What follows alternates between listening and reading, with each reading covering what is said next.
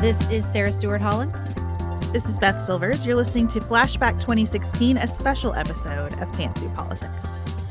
We're celebrating 10 years of making Pantsuit Politics by revisiting our episodes from each year. And today, everybody just take a deep, cleansing breath. Oh, Lord.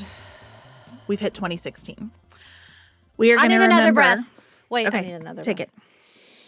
It's fair. Because we are going to remember everything from Brexit and the first election of Donald Trump to Pokemon Go and the debut of Instagram stories. It's all here. And if you would like to join the culmination of this series, we would love for you to snag a virtual ticket to our live birthday party on July 19th. Tickets for the in-person event in Cincinnati are sold out, but you can still grab a virtual ticket and join the fun. You'll be able to participate in the polls and the audience interaction, even with your virtual ticket. All the information you need for that is in the show notes. Next up, let's start talking about the top news stories of 2016. No, I don't want to. Okay, that's fair. It's episode over. Yay! We did Good it. job. We looked back at 2016. Ugh.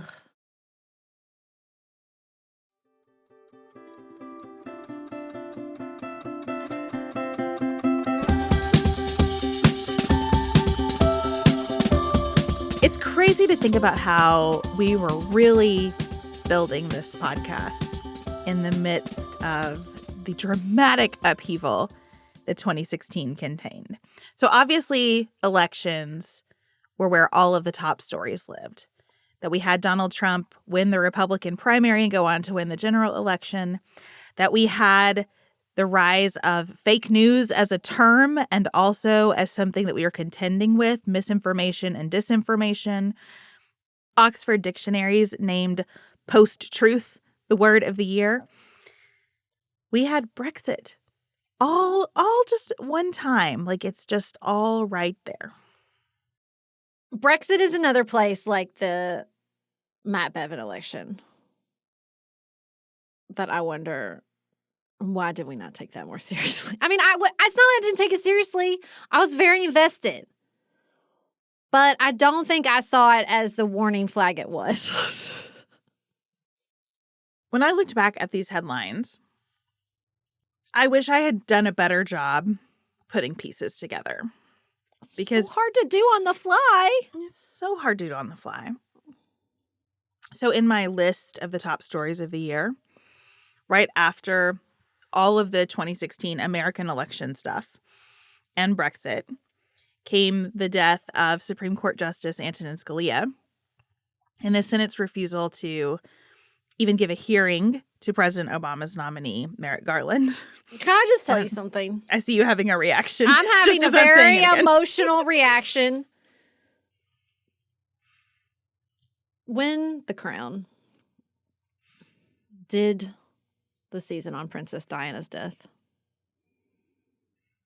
it was very emotional and a little bit re-traumatizing to me because I realized I'm not over it. My husband was like, this is so upsetting. And I said, welcome.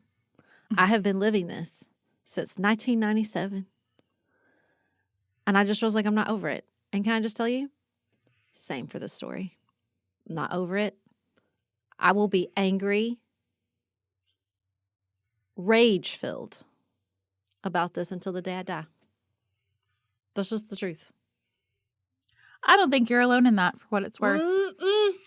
And it really does hold up as a top story of that year in terms of consequence, I think. Not just that it was a big deal at the time, but that it has been hugely consequential. And those are the pieces that I was putting together, because also that year we had the police shooting deaths of Alton Sterling and Philando Castile. We had the Pulse nightclub shooting in Orlando. 49 people dead. We had the Flint water crisis. Not over. Not over, but all of these things that made everything feel like the foundation that we thought was so solid for us was vanishing. And I say us, not all people have felt a solid foundation. But me, 40-something, 30-something at the time, middle-class white lady in Kentucky, had felt the ground as a lot more stable than it seemed to be in 2016. I think what I felt I didn't feel instability of the foundation, which was the blind spot. I was seeing all this as flare-ups. Just some flare-ups. We'll get it under control. We'll get back on the right track. That's definitely where I was at. I mean, especially because the whole time I thought Hillary Clinton was going to be president. So I knew if she got in there, she could, like, get at some of this stuff, tighten it up, pay attention. I know she cares. I knew she cared, still cares. That I never doubted. And so, like, there was always this person out here that I'm like, okay, but they care and they're smart and they have the appropriate experience. And so we just got to get there. And then we'll fix it. We'll fix all these flare-ups. That's what I thought. And I trust the American people to go with that choice over Donald Trump. Because it was the journey of me listening back. Like, I came to grips with Donald Trump as the Republican Party nominee. Yeah. And I came to terms with that, I think, in a reasonable time period, looking back. But then I maintained until election night itself, into the wee hours, that it was going to be okay. That we weren't actually going to hand over the enormous power of the executive branch to Donald Trump. And I think that I have to look back at everything else I said and thought that year with that critique in mind, with that failure in mind, that failure of imagination on my part in mind. Listen, I've done it twice. I didn't think he was going to win either time. I think I believed it more fully the second time for sure. But this time I am, of course, legally obligated to point out that he did not win the popular vote. More people actually did vote for her. But I think the realization I came to pretty quickly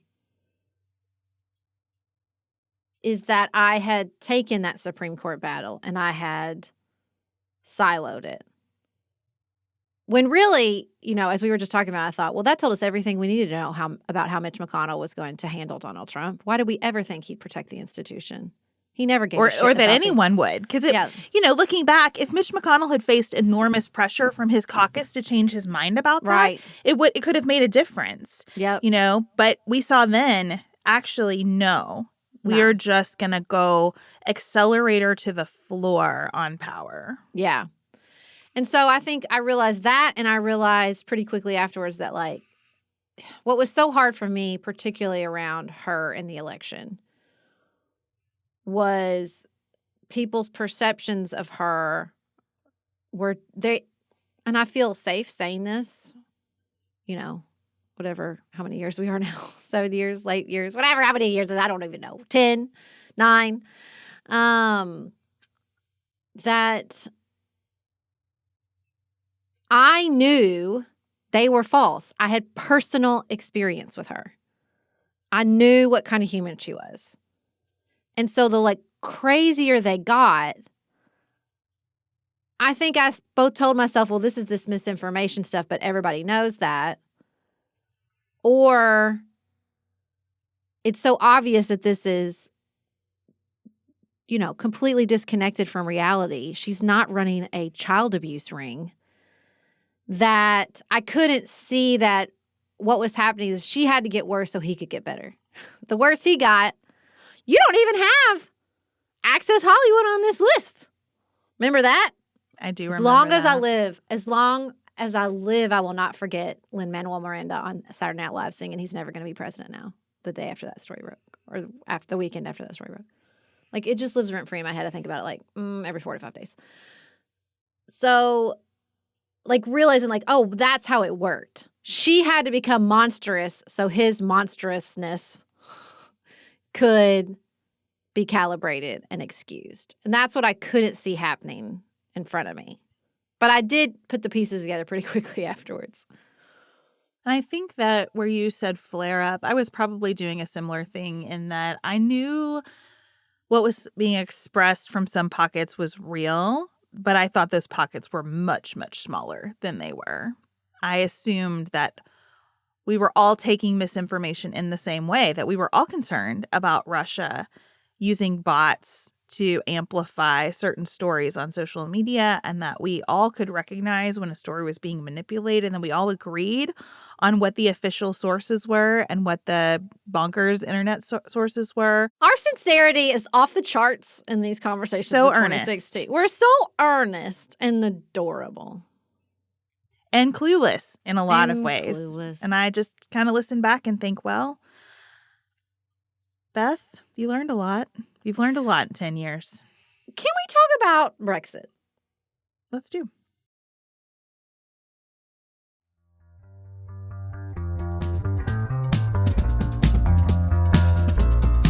So I was opposed to Brexit, obviously. I thought it was really bad. And it in turn did have some pretty dramatic economic fallout for the United Kingdom. But as I sit here 9 years later, it's not that I think I am now down on the European Union or anything. Let's just be clear about that. The overall question, I still, even if it was held today, would vote no. But there is something I think interesting that happened. It's almost like they got forced to confront stuff that was happening globally to our institutions and the culture wars. I don't know. It just feels a little bit to me like they're a little further along on the journey than the rest of us. Does it feel that way to you? I haven't thought about it that way. I think what I have thought about with respect to Brexit is that it has caused some pain and difficulty, but they're still there. Yep. This is why people struggle with hyperbolic political campaign and slogans. Yep. Or as my 15-year-old says, nothing ever changes. That's his refrain. Nothing happens.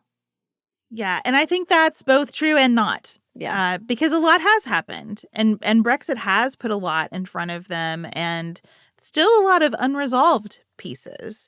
If you talk to anybody who believes in Scottish independence, there's still some big pieces over there they've got to contend with.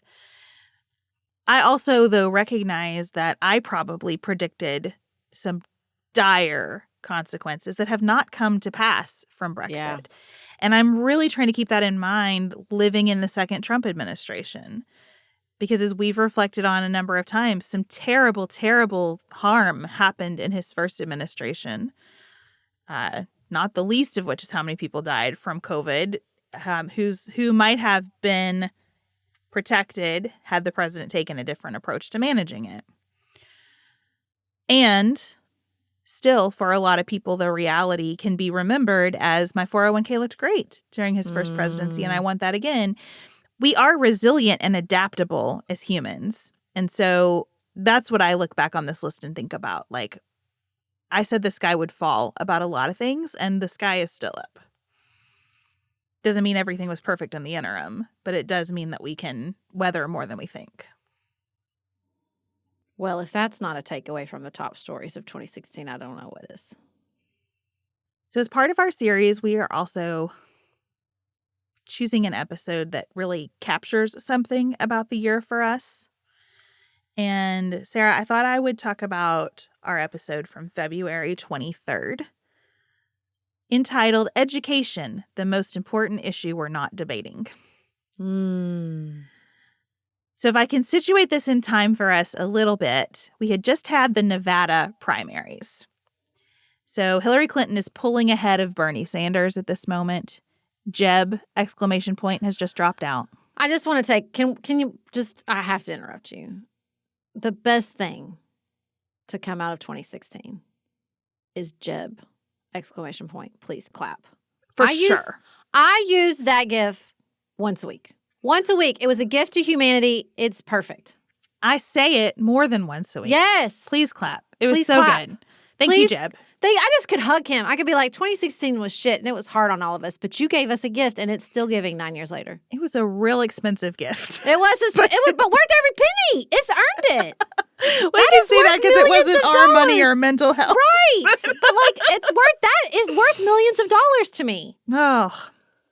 So also at this time, I do want to pat myself on the back for one thing. I mostly am so frustrated with myself listening to these episodes, but at the time I said, everybody is over-indexing Marco Rubio. Mm-hmm. He is not what y'all think. And I feel like that take has held up. I think that people are way overestimating the draw of Marco Rubio. Now, maybe as there is more panic mounting, people go to Rubio, but I don't think you rally a party out of fear. Like, Trump is rallying people because they are excited about Trump. Well, it's fear-based, too, though. Let's not kid ourselves. It's a different kind of fear, though. Yeah. Like, I guess what... It's not a pragmatic fear. It's an emotional fear. The Rubio thing is everyone going, well, you got to vote against Trump. So vote for Rubio to vote against Trump. That just doesn't move people the way that voting for Trump moves people. Listeners were very worried about my mental health if Trump became the nominee, but I had just accepted that he was going to. We have some Twitter followers concerned about your emotional well-being. I appreciate them. What are you going to do if Trump is the nominee? Like, legitimately. Well, I legitimately am not going to vote for him. And then I also said in this episode, February 23rd, 2016, I'm coming around to the possibility that Donald Trump could win the general election. Oh. Woof. I also am coming around to the very real possibility that Donald Trump could perhaps win a general election. No. I mean, no. I would like to say absolutely not, but I'm not so sure. No way, but the country that elects Barack Obama twice elects Donald Trump. Yeah, I hope you're right about that, but I don't feel so confident. But what I really wanted to talk about is education, because as I listened back to this episode, the thing that I thought I got most wrong was saying that education is not a partisan issue. It was a different time. I guess. A different time, okay? I think maybe I was just delusional about that one, too, at the time. I don't see education as a partisan issue at all. Now, I think there is an interesting discussion to have about the role of federal government versus state government in terms of education. But by and large, I just don't get having conversations about education in stark partisan terms. All of those things, all of the partisan divisions about education go to funding. So funding teachers' pensions, for example, in state government, funding from the Department of Education, and all of the parameters that the Department of Education imposes on schools in order to provide that funding. Those things are important, but I think that highlights for me what is so frustrating about what you hear from candidates on education, because let me say this by analogy. I get annoyed in conversations about the Affordable Care Act because what you hear from Republicans all the time is, well, we're going to repeal and replace it. Okay, with what? Cool. With what? What are we going to do? And there's never an answer. And from the Democratic side, it's like, well, we're going to build on the Affordable Care Act. Okay, what does that mean? Because fundamentally, it's great to provide people with health insurance. No one's really mad about their health insurance. They're mad about the skyrocketing cost of healthcare. So until you fix how much drugs cost, how much it costs to be in the hospital, how much it costs to see a physician, and you fix it in a way that still provides for innovation in the medical field and excellent patient care that's delivered quickly, so what if people are insured? And I don't mean to make light of that. Like, that is an important thing. But I feel like we're talking around the center of that problem. And that's how I feel about education. Like, we're talking around the center of what is, here in 2016, what is the point of schools? Like, what are we trying to accomplish with schools? But the rest of our conversation holds up too well. And it makes me realize that we were onto something in that this is important and it matters to people and we feel it. And it is not making the presidential debate stage. And it is not making the campaigns in the way it needs to. And it is not being attended to through public policy the way that we need to. And it kind of made me sad because even with COVID in the mix, a lot of this holds up when you listen to it 9 years later. I have had that experience a lot as we work through these flashback episodes. And I can't decide if it makes me feel better or despondent. Yeah, both. For sure. Both, because I can say, like, okay, first of all, change is not happening as quickly as we think it is. Because some things are not changing. Yeah. And then I get depressed because I'm like, how are we still in this problem? But then I'm like, okay, did we really think we were going to fix public education in 9 years and have this dramatic revolution? You know, there's a episode of Ezra Klein's podcast. He's taken some critiques from his book. And I didn't like a lot of that episode. But one thing I did like is the guy said, you don't get it big change incrementally. You have to have a mission. You have to have the motivation. Societies do it in big pieces. And I think that's what's I hear. Like, we just haven't gotten to that transformational moment yet. We need the mission. We need the motivation. And that's why you listen back to so many of these episodes and you're like, ugh, nothing's changed. I mean, to me, the hardest part was listening to the episodes during the primary and accepting the capitulation of the Republican Party, the normalization of Donald Trump. And there's just so many that it's all still so relevant. His authoritarianism, his capture of the Republican Party. But it is brutal. It is brutal to listen back to and feel like, oh my God, I could rebroadcast this now and it would still be as relevant. So what really jumped out at you as you were listening back? Well, it wasn't like one episode. It was just the overall election coverage because it's real. 2016 was the year of the election. We did talk about Brexit.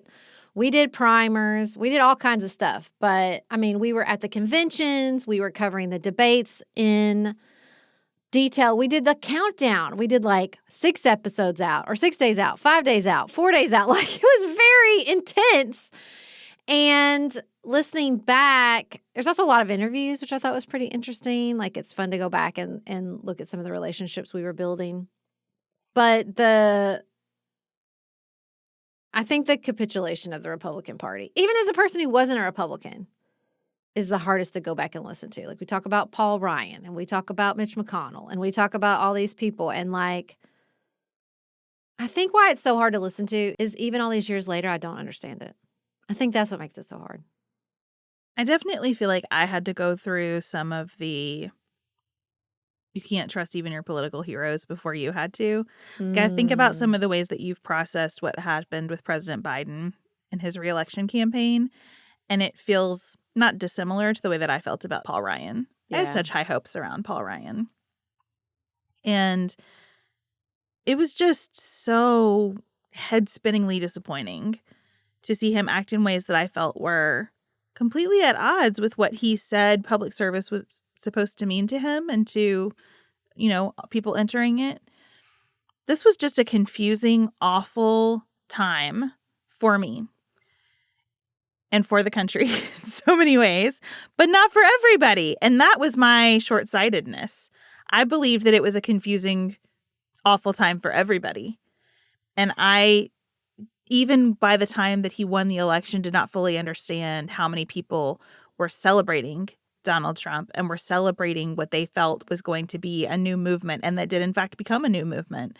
And even though, I think that people have come and gone a little bit from that movement, like its staying power and its enthusiasm and its sort of community and bondedness, I still don't think I've fully gotten my head around.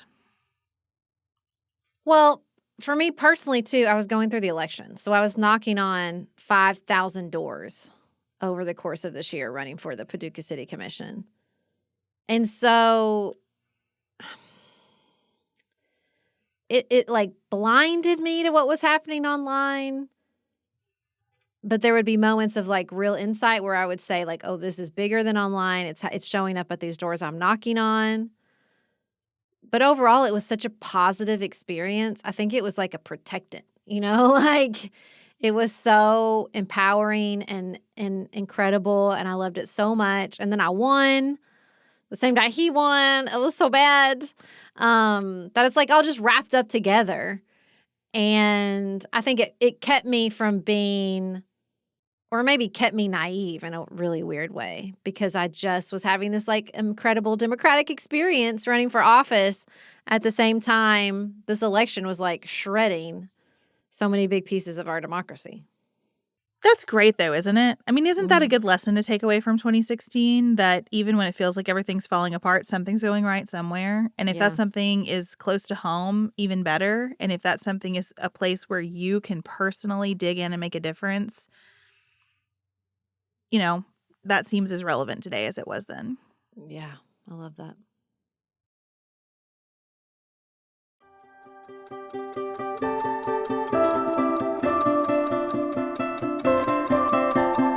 I think because 2016 was what it was, we should just move on to the cultural moments. I think we should get Yes. to the exhale of the episode quickly. We deserve it. We all lived it once. We're kind of living it again in some ways. We don't need to linger. No. Now, it was pretty political. I mean, The what does culture it was pretty political. What does it say? What does it say about us that we're here talking about all these red flags? We're going, like the sirens were going off. We're getting all these red flags. Meanwhile, we're all singing along at the top of our lungs to Hamilton. The first time I listened to Hamilton was in the car on the way to the Republican National Convention. I remember you talking about it once you got there. Mm-hmm. So Hamilton won 11 Tonys. It was just obsessed. Phenomenon. Behemoth. It was a behemoth.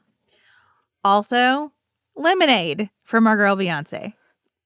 Extremely political. Okay, I have a take from Lemonade that I feel pretty strongly about now that Okay. we've had 9 years to ruminate it. I think that Lemonade is, in fact, Beyonce's best country album. It is fantastic in every way. And I think calling it country makes sense. Yes, like go back and listen. Now that we have Cowboy Carter and we're expanding our understanding of country, Genre. the genre, and we know what her country sounds like. It's a country album, and it's better than Cowboy Carter. It's so good. It's so good. Formation is so good. Incredible. I should be a music critic. I'll just fill the page with so good because that's how I feel. And I feel like it's held up. It's held up so well. The other big thing I want to talk to you about from this time period culturally is Instagram stories and Pokemon Go. Make it go away. I want to go back in time and never have Instagram stories.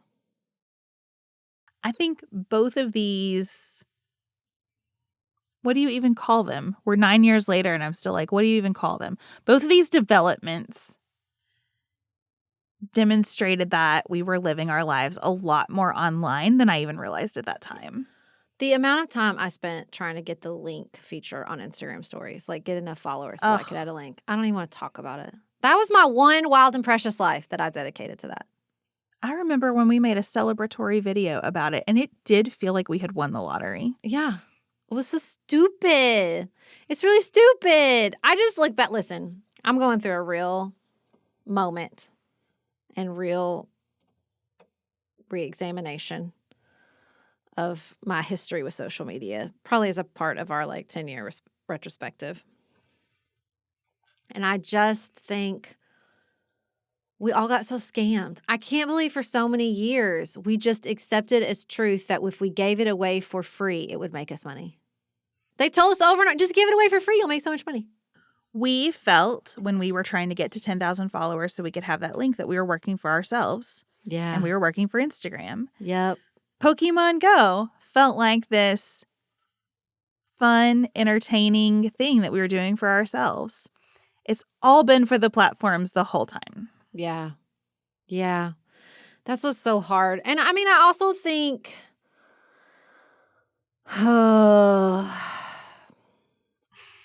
it does feel like I woke from a fever dream when I think back to this moment and the way that social media just occupied more and more and more and more of our lives.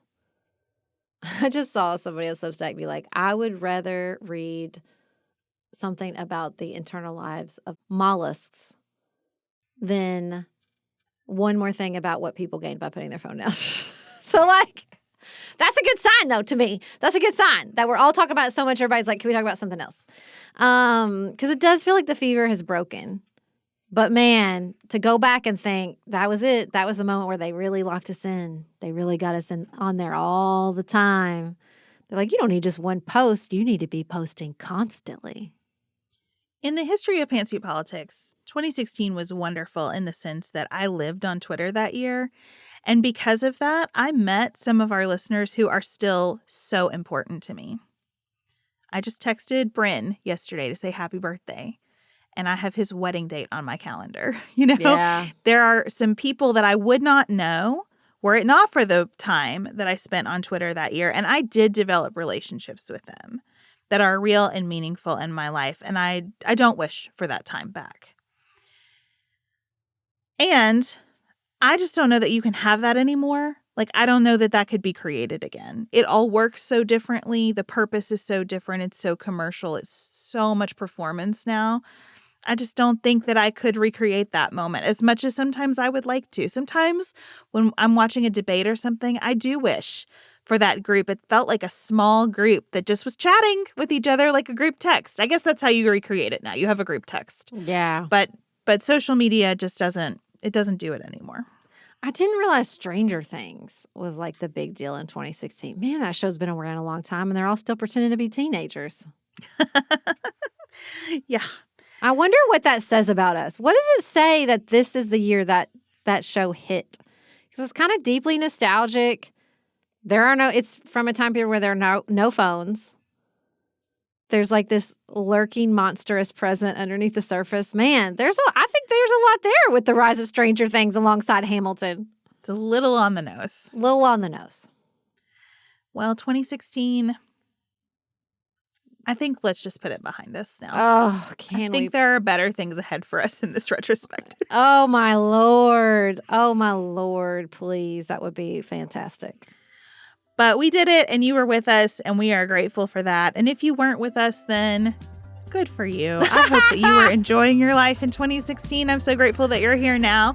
We will be back with you next Tuesday for a new episode of Pantsuit Politics. Until then, have the best weekend available to you.